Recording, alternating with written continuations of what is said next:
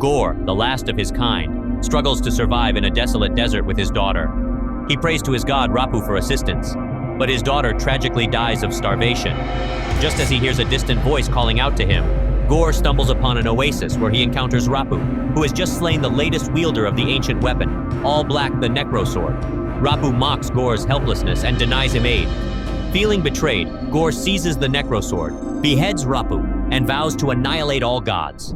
Meanwhile, Thor continues his adventures with the Guardians of the Galaxy, responding to distress calls across the universe and trying to get back in shape. Despite his efforts, Thor feels unfulfilled and considers retirement. Numerous calls about Gorr start coming in, including one from Lady Sif, who has been tracking him. Thor and Korg respond to Sif's call, parting ways with the Guardians, who go to handle the other emergencies. They find Sif defeated and missing an arm, who warns them that Gorr's next target is New Asgard. Meanwhile, despite her efforts to find a cure, her research proves unsuccessful, and she begins to lose hope. Inspired, Foster decides to travel to New Asgard, hoping their magic can cure her cancer. Unbeknownst to her, Thor had previously enchanted Mjolnir to protect her.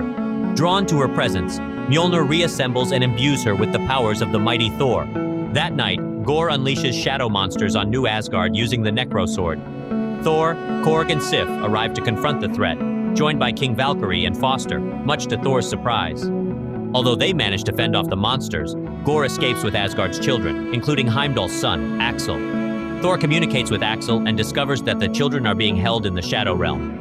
Knowing Gorr's power is greatest there, Thor, Mighty Thor, Valkyrie, and Korg travel to Omnipotent City to warn Zeus and seek an army to fight Gorr. Unconvinced that Gorr poses a threat to Omnipotent City, Zeus has Thor captured, prompting the others to intervene and fight off Zeus's guards. During the clash, Zeus uses his thunderbolt to destroy Korg's body, leaving only his face intact. Enraged, Thor hurls the thunderbolt, impaling Zeus in the chest. Valkyrie seizes the thunderbolt, and the group escapes to confront Gorr in the Shadow Realm. On the way, Thor learns of Foster's cancer diagnosis, rekindling their relationship. Upon arrival, they search for the children but realize it was a trap. Gorr intends to seize Stormbreaker to use the Bifrost Bridge to reach eternity and wish for the extinction of the gods. They battle Gorr and his shadow monsters again, but are forced to retreat to New Asgard after Valkyrie and Mighty Thor are injured. Before Stormbreaker can be transported through the Bifrost, Gorr manages to steal it. Thor learns that Mjolnir's power is worsening Foster's cancer and urges her to stay behind to recover. With Valkyrie also unable to continue fighting, she entrusts the Thunderbolt to Thor for the next battle against Gorr. At the center of the universe, Gorr begins opening Eternity's gate with Stormbreaker. Thor arrives using the Thunderbolt and empowers the children with the power of Thor, giving them the strength to defeat the remaining shadow monsters. Gorr starts to overpower Thor. Sensing Thor's distress, Foster, despite her weakened state, decides to wield Mjolnir again and joins the fight on Valkyrie's winged horse. Thor buys enough time for Mighty Thor to use Mjolnir to shatter the Necrosword, dooming both herself and Gorr. Thor retrieves Stormbreaker and uses it to send the children back home, but Gorr still manages to enter eternity. Thor pleads with Gorr to choose love over death as he rushes to Mighty Thor's side. Remembering his love for his daughter, Gorr decides to use his wish to resurrect her. Foster succumbs to her illness and dies in Thor's arms, vanishing into Valhalla. Before dying from the Necrosword's curse, Gorr asks Thor to take care of his daughter, and Thor agrees. In the aftermath, a statue of Foster as the mighty Thor is erected in New Asgard. Lady Sif and King Valkyrie begin training the children in combat, while Korg's body fully regenerates as he looks forward to starting a family. Thor raises Gorr's daughter as his own, entrusting her with Stormbreaker while he wields Mjolnir in battle. They travel the galaxy together, helping those in need, becoming known as Love and Thunder.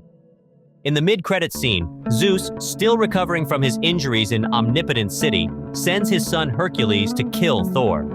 In the post-credits scene, Foster arrives at the gates of Valhalla, where Heimdall welcomes her to the afterlife.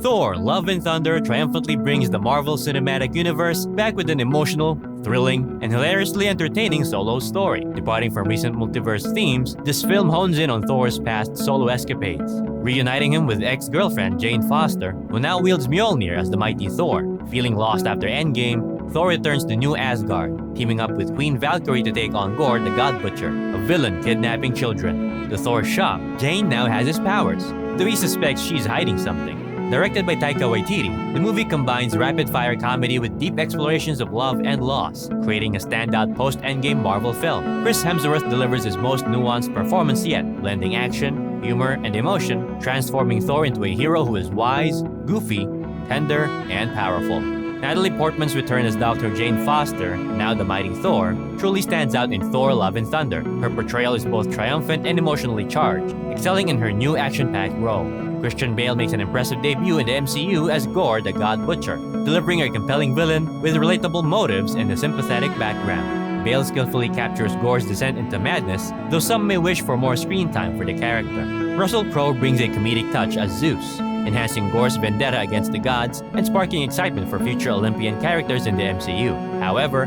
fans of the Guardians of the Galaxy might find their limited role disappointing, as they mainly serve to connect Love and Thunder with Endgame. For those who appreciate enhanced cinematic experiences, premium formats offer stunning visuals, unique landscapes, and impressive lighting effects, though they aren't necessary to enjoy the film. The director elevates Thor: Love and Thunder with a signature blend of humor and heartfelt messages about life and love, evolving the characters of Thor and Jane Foster, wrapping up their decade-long story, and paving the way for future MCU adventures. As thanks for watching the whole video, here's a picture of a cute puppy. And if you have a movie or TV show that you want us to cover, just comment it down below. We'll make a video of it in the future. Don't forget to like and subscribe. Check out our playlist for more recaps.